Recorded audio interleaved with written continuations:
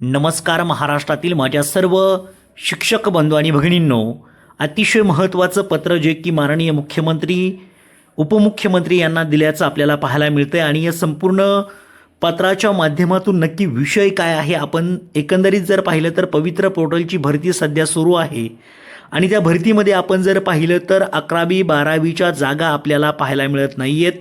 त्याचं एकमेव कारण म्हणजेच त्या ठिकाणी नवीन संच मान्यता जे धोरण आलेलं आहे त्या धोरणाचा स्वीकार जर केला तर कमीत कमी 10 ते 12 हजार शिक्षक अतिरिक्त होण्याचे चान्सेस नाकारता येत नाही आहेत। म्हणून हे महत्त्वाचं पत्र निघालं आहे। म्हणजे काही अभियोग्यताधारक जर आपण आज जर विचार केला तर पवित्र पोर्टलमध्ये टप्पा 1 होत आहे आणि टप्प्या 2ची वाट पाहण्यासाठी टप्पा 2ची वाट पाहणारे जे अभियोग्यताधारक आहेत त्यांच्यासुद्धा तोंडाला पाणी पुसली जातील का असा मोठा सवाल त्या ठिकाणी निर्माण झाला आहे। एकंदरीत आपण जर पाहिलं तर विषय काय आहे आपण समजून घेऊया। या ठिकाणी विषय आहे ज्युनियर कॉलेजच्या सन 2025-26च्या अन्यायकारक संच मान्यता न स्वीकारण्याबाबतचं हे महत्त्वाचं पत्र आहे। संदर्भ दिलाय त्यांनी पहा, 11/5/2026 पुण्यातील धरणे आंदोलन व आयुक्तांसोबतच्या बैठकीतील चर्चा दिनांक 22 जून ते 24 जून विभागीय उपसंचालक कार्यालयावरील आंदोलने दिनांक 6 ऑगस्ट रोजी मुंबई येथील आझाद मैदानावरील धरणे आंदोलन याबाबत वेळोवेळी दिलेली निवेदनं आदरणीय महोदय, आता हे पत्र लिहिलं आहे माननीय मुख्यमंत्री, माननीय उपमुख्यमंत्री आणि शालेय शिक्षण मंत्री यांच्यासाठी।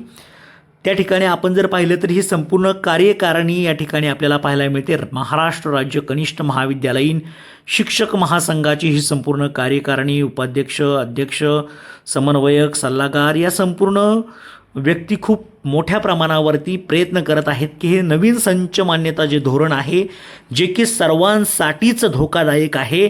आज आपल्याला हजारो पदं या नवीन शिक्षकांसाठी पाहायला मिळाली असती, परंतु आज कार्यरत असणाऱ्या 10 ते 12 हजार शिक्षकांच्या नोकरीवर सुद्धा टांगती तलवार आपल्याला पाहायला मिळते। नक्की विषय काय आहे समजून घ्या। या ठिकाणी आपण जर पाहिलं तर याबाबत आपण जर पाहिलं तर गेली 50 वर्ष ज्युनियर कॉलेजच्या संच मान्यता राज्य शासनाचा अधिनियम नियम 1981च्या सेवा सरती शासनादेश व राज्य मंडळाने घालून दिलेल्या निकषांप्रमाणे होत होत्या। मात्र या कार्यपद्धतीला एकाकी पद्धतीने छेद देत आता 2025-26च्या संच मान्यता देताना यावर्षी विद्यार्थी व शिक्षकांवर अन्याय करणारे अनेक निकष समाविष्ट केल्याने राज्यातील विद्यार्थ्यांचा अध्ययनाचा व वैयक्तिक मार्गदर्शनासाठीचा कालावधी कमी होत असून त्याशिवाय सुमारे 10,000 ते 12,000 ज्युनियर कॉलेज शिक्षकांची पदे कमी होणार आहेत किंबहुना झाली आहेत।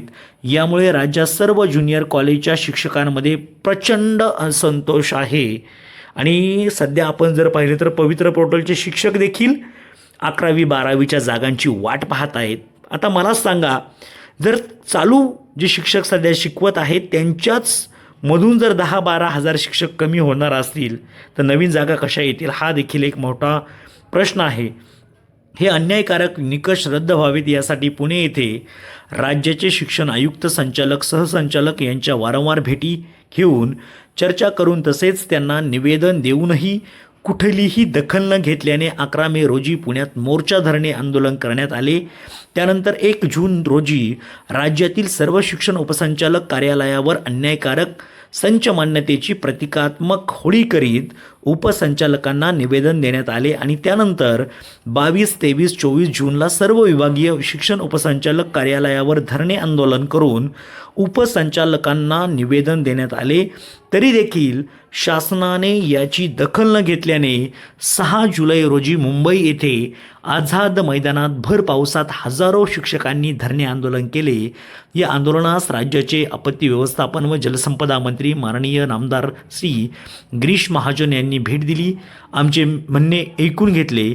समस्या सोडवण्यासाठी एका आठवड्यात माननीय शिक्षण मंत्री व माननीय मुख्यमंत्री यांच्या समावेश बैठक घेण्यात येईल असे आश्वासन दिले व आंदोलन मागे घेण्याची विनंती केली।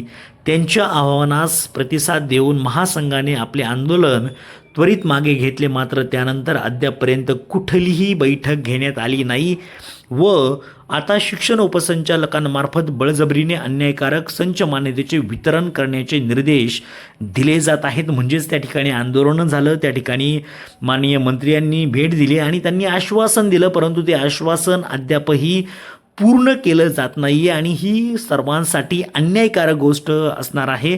मात्र हजारो शिक्षकांना बेघर करणाऱ्या या ज्युनियर कॉलेज शिक्षकांची पदे कमी करणारी ही अन्यायकारक संच मान्यता आम्ही कुठल्याही परिस्थितीत स्वीकारणार नाही. कृपया या संदर्भात आपणास विनंती करण्यात येते की आपल्या माध्यमातून बैठकीची कार्यवाही होऊन संच मान्यतेचे निकष पूर्वीप्रमाणेच ठेवण्यात यावेत.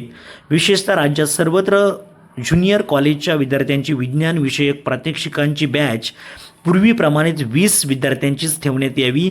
तसेच तासिकांचा कालावधी पूर्वीप्रमाणेच असावा, कारण की आता आपण जर पाहिलं तर त्या ठिकाणी 30 विद्यार्थ्यांची बॅच करण्याचं नियोजन आहे. त्यामुळं हजारो शिक्षक अतिरिक्त ठरत असल्याचं आपल्याला पाहायला मिळतं आहे.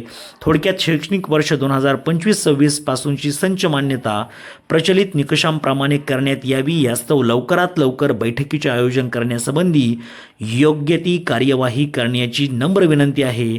अन्यथा महासंघाच्या माध्यमातून राज्यभर मोठे आंदोलन उभारावे लागेल व त्यामुळे होणाऱ्या विद्यार्थ्यांच्या नुकसानीला शासन जबाबदार राहील याची कृपया नोंद घ्यावी, कळावे. आणि आपले विश्वासू जे आहेत अध्यक्ष, उपाध्यक्ष, सल्लागार, सरचिटणीस या सर्वांनी त्या ठिकाणी इशारा शासनाला दिलेला आहे, कारण की यामध्ये खूप मोठं नुकसान त्या ठिकाणी शिक्षकांचं होईल आणि हजारो शिक्षक अतिरिक्त ठरतील, त्यांच्या नोकरीपासून त्यांना वंचित राहावं लागेल आणि त्यांच्यासाठी ही धोक्याची घंटा आहे. म्हणून एकत्रित येऊन महाराष्ट्र राज्य कनिष्ठ महाविद्यालयीन शिक्षण महासंघाला साथ देण्याची गरज खरं तर शिक्षकांची आहे. नक्कीच यातून काहीतरी चांगला मार्ग निघेल आणि सर्व शिक्षकांसाठी फायद्याच्या गोष्टी ठरतील. ओके, तर सर्वांना खूप खूप अशा शुभेच्छा. Thank you so much.